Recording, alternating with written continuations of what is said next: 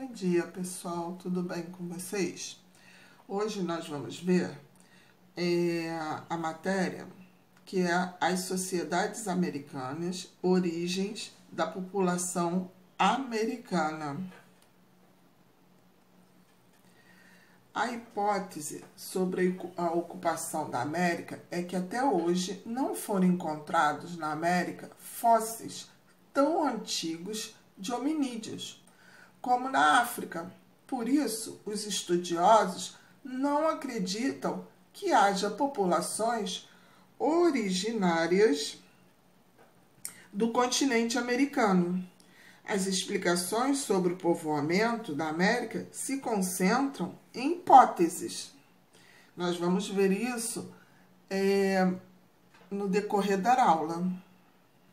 A teoria mais aceita pelos cientistas sobre a entrada de grupos humanos na América é a de que eles vieram da região da Sibéria, nordeste da Ásia, há aproximadamente 35 mil anos, em um momento em que havia uma ligação terrestre entre essa região e o norte do continente americano, o Alasca.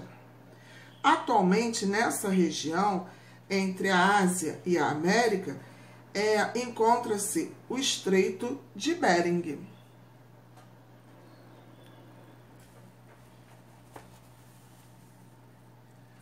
Clovis I, na década de 1930, na cidade estadunidense de Clovis, foram encontrados pontas de lanças junto a ossos de mamute, que teriam 13 mil anos.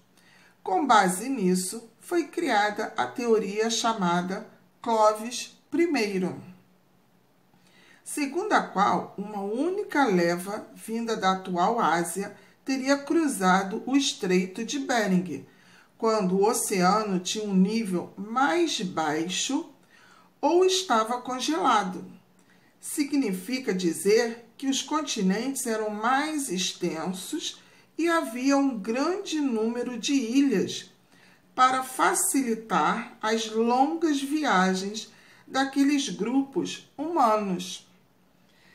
Perceberam que são várias hipóteses e nada de concreto? Lembram da nossa primeira aula que eu falei que a história está sempre se modificando? Nós vimos isso logo na primeira aula lá na escola. E eu falei que a história ela não é sempre a mesma. A cada ano que passa, os historiadores, os arqueólogos, eles vão descobrindo algo diferente. Por isso que a história ela não para, ela está sempre mudando. Eles viviam da caça e da coleta de alimentos, oferecidos pela natureza. Organizavam-se em pequenos grupos familiares que se deslocavam frequentemente e utilizavam o fogo para se aquecer, iluminar os abrigos e cozinhar os alimentos. Alguns se tornaram sedentários, passaram a cultivar gêneros alimentícios, a domesticar animais e a criar instrumentos, né, e técnicas para facilitar o plantio. Aqui é o mapa, né, o mapa mundi, mas eu vou mostrar para vocês, deixa eu ver aqui se no outro mapa, aqui. Tá vendo? Esse pedaço aqui, hoje, nós temos o mar, né? O oceano aqui, ó. Então, se fosse nos dias de hoje, não teria como passar de um lado para o outro, porque aqui é mar. Mas, na época, isso aqui tinha uma faixa de areia. Então, eles conseguiram sair de um continente para o outro. Por isso eles foram se espalhando em outros continentes, né? Eu ainda falei para vocês lá na sala de aula, o mesmo grupo que saiu da África chegou no continente americano? Não. Esse grupo, eles levaram muito tempo para atravessar um continente para o outro. Por quê? Porque eles eram nômades. Eles só andavam, eles paravam, ficavam um pouquinho no local, aí ali eles comiam, bebiam, né?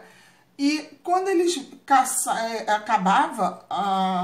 ficavam escassos os alimentos, aquilo tudo, esse grupo ia andando. Muitos permaneciam ali, outros iam se separando e iam andando, né, para encontrar novas comidas, novos lugares. Então eles estavam sempre andando.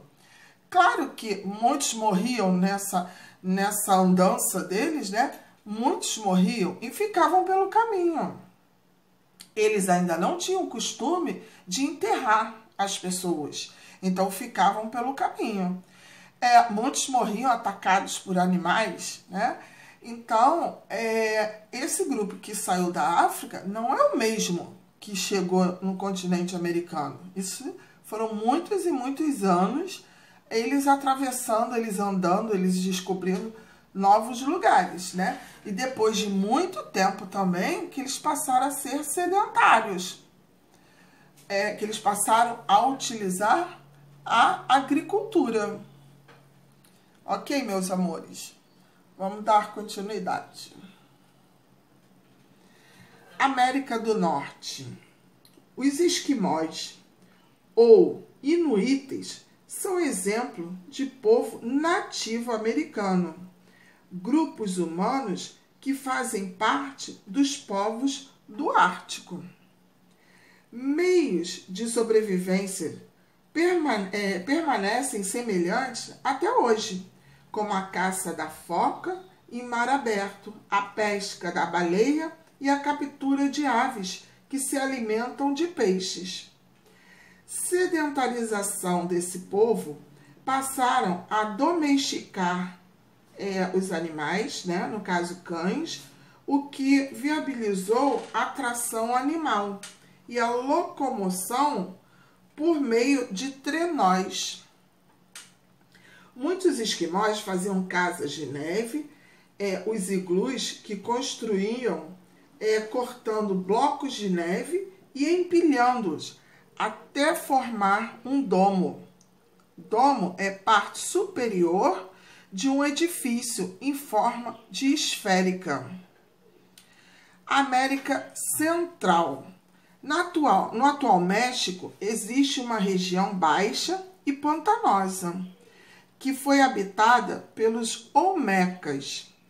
A cultura olmeca teve seu apogeu durante o século 100 depois de Cristo, formando uma espécie de império, e para muitos historiadores e arqueólogos, a matriz de todas as culturas surgidas na Mesoamérica.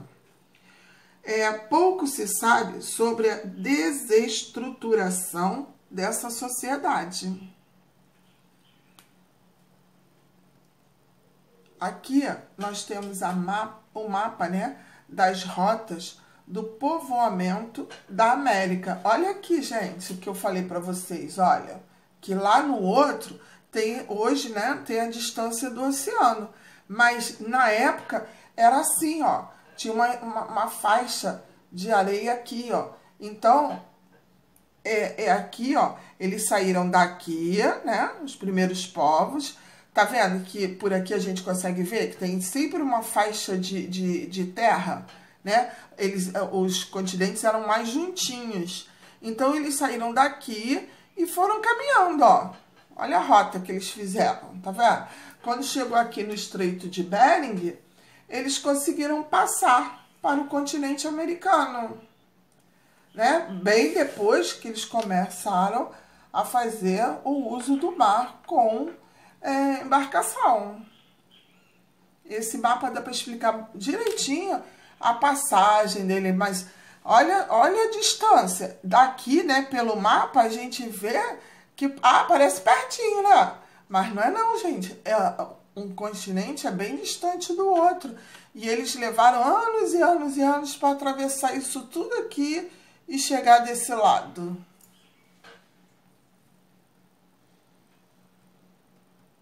Aqui são os esquimós, né? Que até hoje eles vivem desse jeito aí, ó. Aqui o iglu, né? A casa do esquimó, que é feito com o próprio gelo, né? Com blocos de neve.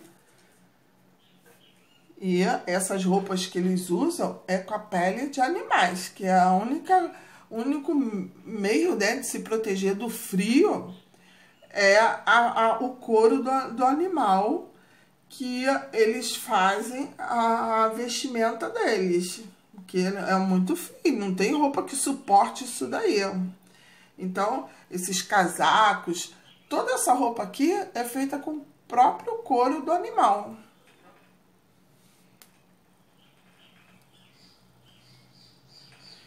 Bom, os primeiros habitantes do Brasil. Assim como em outras partes do mundo, os primeiros habitantes das terras que hoje formam o Brasil, dos quais temos registros, eram nômades. Dedicavam-se à coleta de diferentes tipos de frutas e vegetais, usados para alimentação, bem como a pesca e a caça de pequenos animais. Essas atividades eram diferentes em cada região, pois os grupos se adaptavam ao lugar onde se localizavam. Exemplo, aqueles que estavam próximos do litoral e de rios tinham a oportunidade de se alimentar mais de pesca do que os grupos que se encontravam afastados desses recursos. Óbvio, né? Eles têm que se adaptar do jeito que eles podem e eles têm que comer, eles têm que sobreviver. Então, eles têm que se adaptar ao meio em que eles estão vivendo. Então, se tem abundância na pesca, então eles vão se alimentar da pesca. Por isso é que hoje a gente tem como descobrir como eles se alimentavam, porque eles sempre deixavam vestígios da forma como eles viviam. Sabe-se que os grupos que habitavam o sul e o sudeste do território fabricavam diferentes instrumentos de pedra lascada. Esses instrumentos eram bem desenvolvidos, como as pontas de flechas usadas para a caça. Foram esses grupos que aprimoraram o uso do arco e flecha e as boleadeiras, uma inovação na caça de animais mais velozes como veados, emas e pássaros. Muitos grupos habitavam cavernas. Mas o que seria boleadeira? Instrumento formado por 3 bolas presas entre si por cordas. E a técnica mais comum era o arremesso nas pernas dos animais em movimento para ele cair, né? Então, eles botavam uma corda comprida na ponta 2 bolinhas. Quando eles giravam essa corda e soltavam, né, na direção das pernas dos animais, ela se entrelaçava nas pernas. Então, o animal ele não tinha mais como correr, porque quando jogada com força, ela rodava tão rápido na perninha na patinha, né, dos animais, que ela apertava mesmo. Então, o animal tombava e ali facilitava deles matarem o animal para comer. Gente, a diferença do tempo antigo para o tempo hoje, né, é que esses povos, eles só retiravam da natureza o que realmente eles iam comer. né? Diferente de hoje, que tem tantas pessoas, né, que matam os animais, destroem a natureza, só pelo prazer de destruir, só pelo prazer de matar o animal. E naquela época não, gente. Eles só tiravam da natureza aquilo que eles precisavam. No caso, os animais, eles precisavam se alimentar, né? Era o meio deles de sobreviverem. Então, eles caçavam para se alimentar. E eles aproveitavam tudo do animal. Inclusive o couro, a pele do animal, que eles faziam a vestimenta. Hoje as pessoas matam pelo prazer de matar e deixam jogado o animal ali, né? Triste isso que nós estamos vivenciando hoje em dia, né? Descobertas arqueológicas no Brasil. Aqui é o fóssil humano mais antigo do Brasil, Luzia. Esse fóssil estava no Museu Nacional, ali na Quinta da Boa Vista. Com aquele incêndio que teve no museu, né? Triste. A nossa história, né? Pegou fogo e muitas coisas a gente não vai conseguir recuperar, porque não é a mesma coisa. O fóssil também foi destruído. Eles conseguiram encontrar fragmentos desse fóssil. Então, não temos mais esse fóssil inteirinho, como está aí na foto. Ele está fragmentado agora, né? Mas o pouquinho que restou, ele vai ser colocado depois que o museu voltar a funcionar, né? Mas infelizmente não será mais o fóssil inteirinho. Bom, o Brasil apresenta variados tipos de vestígios arqueológicos em seu território.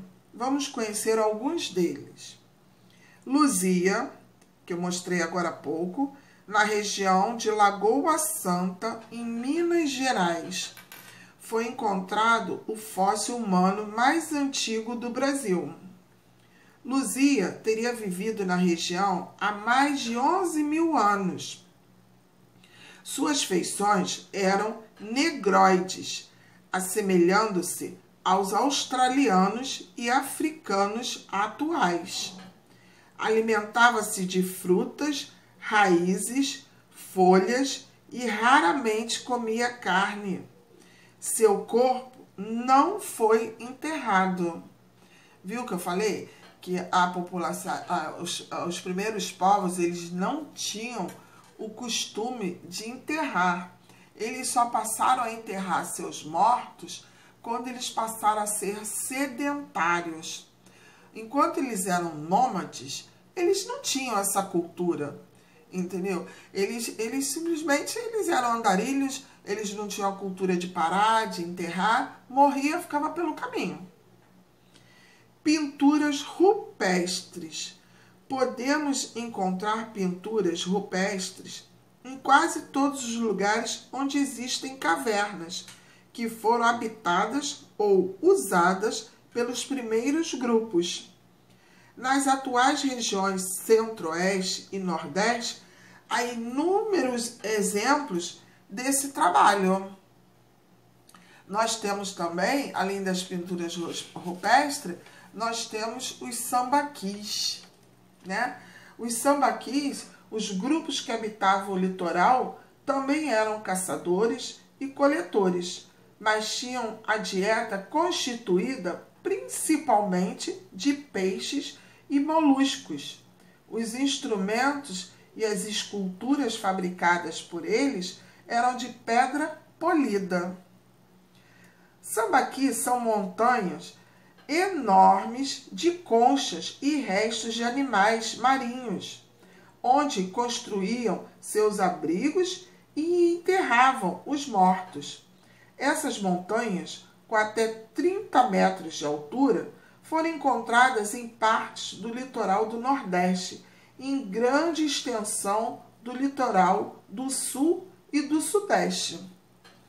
Eu botei até uma foto aqui para vocês. Aqui são as pinturas rupestres. Tá vendo? Que eles faziam com o próprio sangue do animal. E era a maneira como eles tinham de se comunicar, tá? Porque eles não falavam. Eles emitiam sons.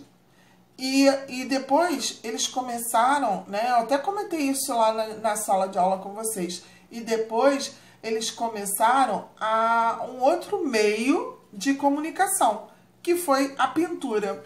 E a primeira pintura que eles começaram a descobrir, né, e utilizar era a mão. Né? Eles acharam engraçado pintar a mão com o sangue do animal e botar a mão na parede. Então eles viram que se ele botasse a mão na parede, com o sangue do animal, ficava o desenho da mão. Então, para eles, isso foi o máximo, né? Na época, foi o máximo eles descobrirem isso. Depois, eles começaram a fazer os outros desenhos. Então, quando eles iam caçar, eles desenhavam os animais. Para a época, eu acho super interessante, porque... Gente, imagina você viver sem ter nada para fazer, se comparar com os dias de hoje da gente, que nós temos uma vida tão agitada, tão agitada. Imagina esses povos que não tinham nada para fazer, né? E descobrir o desenho, fazer... olha, é uma perfeição. Para a época, isso daqui é uma perfeição. Eu não sei desenhar nada disso. Eu não sei fazer um boneco desse, não sei fazer isso. Imagina eles, na época. Eu acho tudo isso muito interessante, gente. Sambaquis. Tá vendo as montanhas de restos que eles deixaram? Então, é através desses restos aí que hoje a gente pode visitar, pode descobrir. E vocês sabiam que em Saquarema, não sei se ainda existe, tá? Porque na época da minha faculdade... eu visitei um sambaqui em Saquarema. Eu acho que deve existir ainda. E ali eu pude ver que eles enterravam seus mortos. Eles não botavam em caixão como é hoje. Eles enrolavam o morto com a própria roupa que eles utilizavam. Eles enrolavam, colocavam o corpo ali no buraco. E tudo que pertencia àquele morto era colocado junto com ele.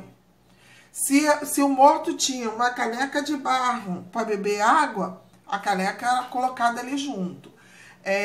Se o prato que comia, a colher que comia, tudo era colocado ali dentro junto com aquele morto. Tudo que pertencia a ele era colocado no buraco junto com ele. E isso a gente dá para ver nesse sambaqui de Saquarema, o morto, e eles botavam na altura assim na cabeça, atrás da cabeça, tudo que pertencia àquele morto.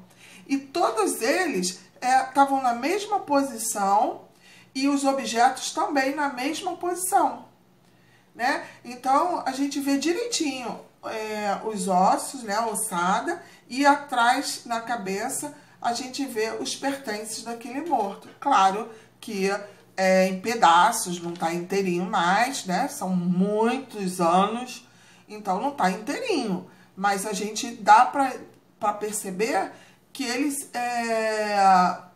que aquilo ali eram os pertences daquele morto. Muito interessante. Quem tiver a oportunidade de conhecer esse sambaqui de Saquarema, vai visitar. É muito bonito. E ali você vê, a gente pisa eles botaram uma parte de vidro, né? E embaixo tem as conchas, tudo usado por eles, por esses povos. Muito interessante. A cerâmica, nós temos também a cerâmica, desenvolvimento da arte da cerâmica, produzidas com argila cozida ao fogo. As cerâmicas davam formas, né, a potes para transportar a água ou guardar mantimentos, bem como as panelas e outros objetos utilitários. Então, além disso tudo que eu falei, né, dos sambaquis, dos sambaquis, das pinturas, do fóssil de Luzia, eles também tinham as cerâmicas que eles faziam com barra. Eles foram descobrindo que pegando a argila e molhando, eles iam formando, fazendo o formato do que eles queriam. Então, conforme eles tinham a necessidade de pegar a água, eles começaram a descobrir que se eles fizessem aqui um pote fundo, né, fechado e fundo, eles iam conseguir pegar a água dos rios, dos mares.